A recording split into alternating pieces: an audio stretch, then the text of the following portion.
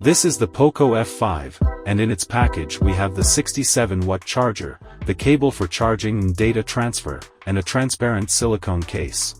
At the same time, the phone has a plastic film pre-applied on the screen. This is how the phone looks on the back. It is dual SIM, but without a place for a card.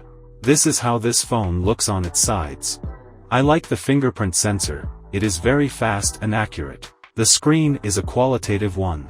It's a 120Hz AMOLED, bright enough even for sunlight. The battery is quite good. Practically, after 6.5 hours with the screen on, I was left with 15% battery, with quite intense use.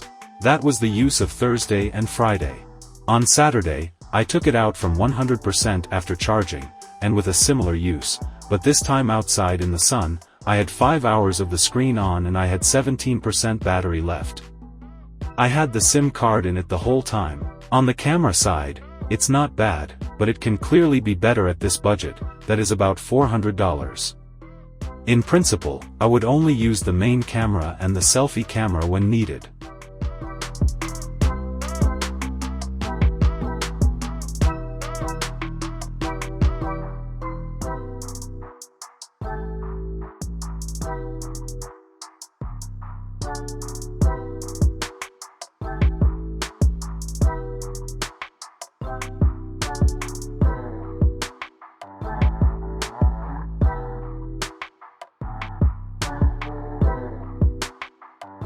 However, you buy this phone if you want a very good performance, as evidenced by the results of the synthetic tests that you have already seen, but also by how it moves through the applications.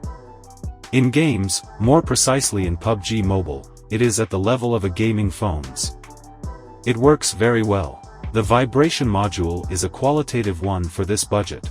The speakers are also good for this money, but I would have liked them to be louder.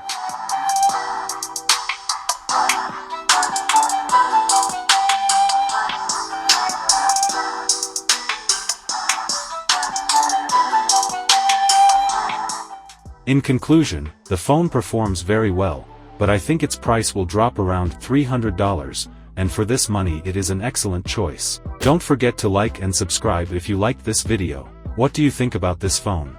I look forward to it down there in the comments, and until next time I wish you all the best.